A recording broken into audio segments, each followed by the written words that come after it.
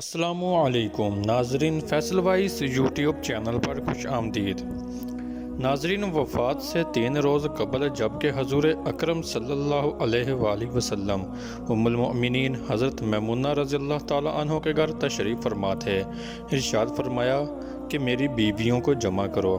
تمام ازواج مطہرات جمع ہو گئیں تو حضور اکرم صلی اللہ علیہ وآلہ وسلم نے دریافت فرمایا، کیا تم سب مجھے اجازت دیتی ہو کہ بیماری کے دن میں عائشہ رضی اللہ عنہ کے ہاں گزار لوں؟ سب نے کہا، اے اللہ کے رسول، آپ کو اجازت ہے۔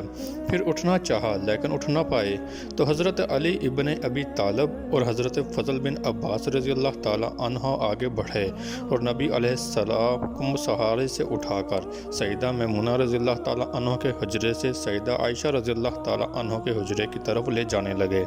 اس وقت صحابہ اکرام رضی اللہ عنہ نے حضور اکرم صلی اللہ علیہ وآلہ وسلم کو اس بیماری اور کمزوری کے حال میں پہلی بار دیکھا تو گھبرا کر ایک دوسرے سے پوچھنے لگے، رسول اللہ صلی اللہ علیہ وآلہ وسلم کو کیا ہوا؟ چنانچہ صحابہ مسجد میں جمع ہونا شروع ہو گئے اور مسجد شریف میں ایک رش لگ ہو گیا۔ حضرت محمد صلی اللہ علیہ وآلہ وسلم کا پسینہ شدت سے بہہ رہا تھا۔ حضرت عائشہ رضی اللہ تعالی عنہ فرماتی ہیں کہ میں نے اپنی زندگی میں کسی کو اتنا پسینہ بہتے نہیں دیکھا، اور فرماتی ہیں میں رسول اللہ صلی اللہ علیہ وآلہ وسلم کی دست مبارک کو پکڑتی، اس کا چہرہ اقدس پر پھیرتی، کیونکہ نبی صلی اللہ علیہ وآلہ وسلم کا ہاتھ میرے ہاتھ سے کہیں زیادہ محترم اور پاکیزہ تھا۔ مزید فرماتی ہیں کہ حبیب خدا علیہ السلام سے بس یہی ورد سنائی دے رہا تھا کہ لا الہ الا اللہ، بے شک موت کی بھی اپنی سختیاں ہیں۔ اس اثنا میں مسجد کے اندر حضرت محمد صلی اللہ علیہ وآلہ وسلم کے بارے میں خوف کی وجہ سے لوگوں کو شور بھرنے لگا۔ نبی علیہ السلام نے دریافت فرمایا، یہ کیسی آوازیں ہیں؟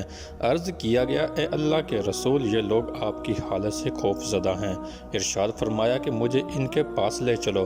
پھر اٹھنے کا ارادہ فرمایا لیکن اٹھ نہ سکے تو آپ علیہ السلام پر 7 مشکیزیں پانی کے بہائے گئے۔ تب کہیں جا کر کچھ افاقہ ہوا تو سہارے سے اٹھا کر ممبر پر لایا گیا۔ یہ رسول اللہ صلی اللہ علیہ وآلہ وسلم کا آخری خطبہ تھا اور آپ علیہ السلام کے آخری کلمات تھے۔ فرمایا، اے لوگو، شاید تمہیں میری موت کا خوف ہے؟ سب نے کہا، جی ہاں اے اللہ کے رسول۔ ارشاد فرمایا، اے لوگو، تم سے میری ملاقات کی جگہ دنیا نہیں، تم سے میری ملاقات کی جگہ حوض کوثر ہے۔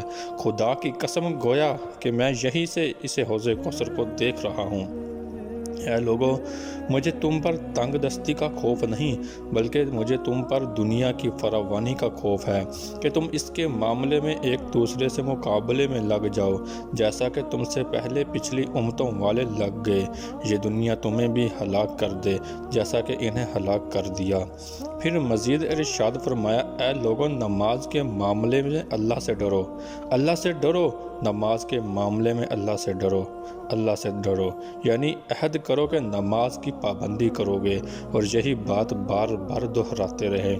پھر فرمایا، اے لوگو، عورتوں کے معاملے میں اللہ سے ڈرو، عورتوں کے معاملے میں اللہ سے ڈرو، میں تمہیں عورتوں سے نیک سلوک کی وصیت کرتا ہوں۔ مزید فرمایا، اے لوگو، ایک بندے کو اللہ نے اختیار دیا کہ دنیا کو چن لے یا اسے چن لے جو اللہ کے پاس ہے، تو اس نے اسے پسند کیا جو اللہ کے پاس ہے۔ اس جملے سے حضور صلی اللہ علیہ وآلہ وسلم کا مقصد کوئی نہ سمجھا، حالانکہ ان کی اپنی ذات مراد تھی، جبکہ حضرت ابو بکر صدیق رضی اللہ تعالیٰ عنہ وہ تنہا شخص تھے جو اس جملے کو سمجھے اور زاروں قطار رونے لگے اور بلند آواز سے گریہ کرتے ہوئے اٹھ کھڑے ہوئے اور نبی علیہ السلام کی بات قطع کر کے پکارنے لگے، ہمارے باپ دادا آپ پر قربان، ہماری مائیں آپ پر قربان، ہمارے بچے آپ پر قربان، ہمارے مال و دولت آپ پر قربان۔ روتے جاتے ہیں اور یہی الفاظ کہتے جاتے ہیں۔ صحابہ کرام رضی اللہ عنہ ناگواری سے حضرت ابو بکر صدیق رضی اللہ عنہ کی طرف دیکھنے لگے کہ انہوں نے نبی علیہ السلام کی بات کیسے قطع کر دی۔ اس پر نبی کریم صلی اللہ علیہ وآلہ وسلم نے حضرت ابو بکر رضی اللہ عنہ کا دفع ان الفاظ سے فرمایا، اے لوگو، ابو بکر کو چھوڑ دو کہ تم میں سے ایسا کوئی نہیں جس نے ہمارے ساتھ کوئی بھلائی کی ہو اور ہم نے اس کا بدلہ نہ دے دیا ہو، سوائے ابو بکر کے کہ اس کا بدلہ میں نہیں دے سکا۔ اس کا بدلہ میں نے اللہ جل شانہ پر چھوڑ دیا۔ مسجد نبوی میں کھلنے والے تمام دروازے بند کر دیے جائیں سوائے ابو بکر کے دروازے کے کہ جو کبھی بند نہ ہوگا۔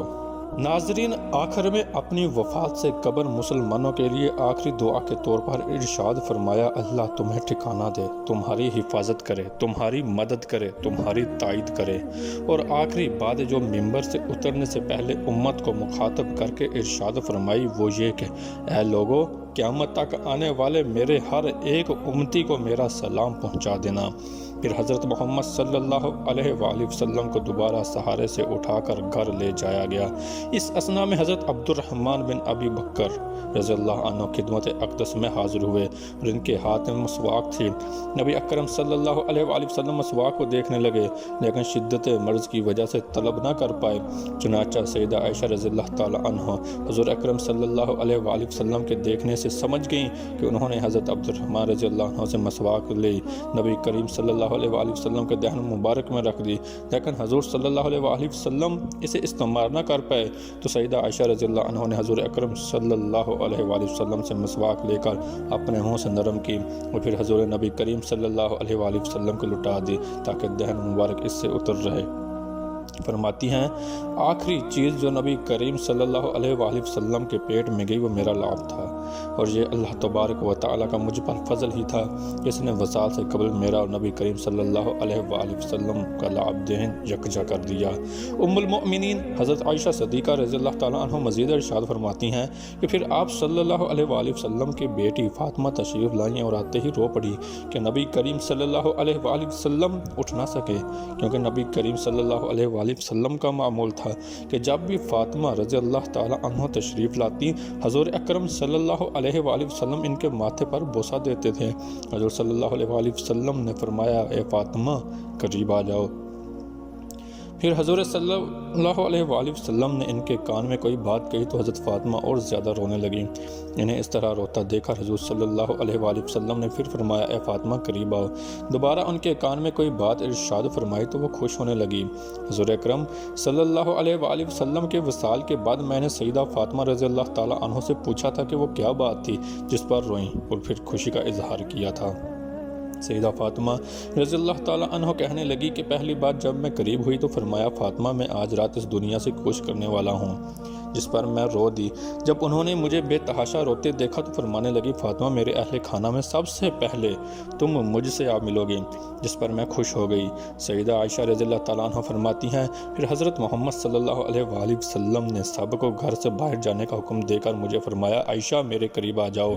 حضرت محمد صلی اللہ علیہ وآلہ وسلم نے اپنی زوجہ مطہرہ کے سینے پر ٹیک لگائی اور ہاتھ آسمان کی طرف بلند کر کے فرمانے لگے مجھے وہ اعلیٰ عمدہ رفاقت پسند ہے، میں اللہ کے انبیاء، صدیقین، شہداء اور صالحین کی رفاقت کو اختیار کرتا ہوں۔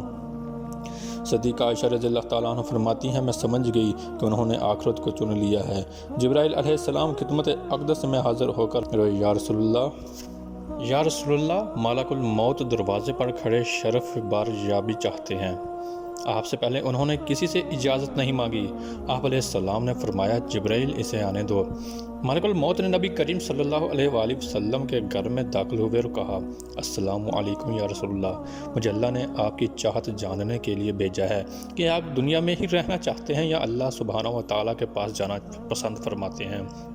فرمایا مجھے اعلیٰ عمدہ رفاقت پسند ہے، مجھے اعلیٰ عمدہ رفاقت پسند ہے۔ ملک الموت حضرت صلی اللہ علیہ وآلہ وسلم کے سرہانے کھڑے ہوئے اور کہنے لگے اے پاکیزہ روح، اے محمد بن عبداللہ کی روح، اللہ کی رضا خوشنودی کی طرف روانہ ہو، راضی ہو جانے والے پروردگار کی طرف جو غضبناک نہیں۔ سیدہ عائشہ رضی اللہ تعالیٰ عنہ فرماتی ہیں پھر نبی کریم صلی اللہ علیہ وآلہ وسلم ہاتھ نیچے آ رہا اور سر مبارک میرے سینے پر باری ہونے لگا۔ میں سمجھ گئی کہ حضرت محمد صلی اللہ علیہ وآلہ وسلم کا وصال ہو گیا۔ مجھے اور تو کچھ سمجھ نہیں آیا، سو میں اپنے حجرے سے نکلی اور مسجد کی طرف کا دروازہ کھول کر کہا رسول اللہ کا وصال ہو گیا، رسول اللہ صلی اللہ علیہ وآلہ وسلم کا وصال ہو گیا۔ مسجد آہوں اور نالوں سے گونجنے لگی۔ ادھر علی اکرم اللہ وجہ جہاں کھڑے تھے وہیں بیٹھ گئے، پھر ہلنے کی طاقت تک نہ رہی۔ ادھر عثمان بن عفان رضی اللہ تعالیٰ عنہ معصوم بچوں کی طرح ہاتھ ملنے لگے، اور سیدنا عمر رضی اللہ تعالیٰ عنہ تلوار بلند کر کے کہنے لگے، خبردار، جو کسی نے کہا رسول اللہ صلی اللہ علیہ وآلہ وسلم وفات پا گئے ہیں، میں ایسے شخص کی گردن اڑا دوں گا۔ میرے آقا تو اللہ تعالیٰ سے ملاقات کرنے گئے ہیں، جیسے موسیٰ علیہ السلام اپنے رب سے ملاقات کو گئے تھے۔ وہ لوٹ آئیں گے، بہت جلد لوٹ آئیں گے۔ اب جو وفات کی خبر اڑائے گا میں اسے قتل کر ڈالوں گا۔ اس موقع پر سب سے زیادہ ضبط و برداشت اور صبر کرنے والی شخصیت سیدنا ابوبکر صدیق رضی اللہ تعالیٰ عنہ کی تھی۔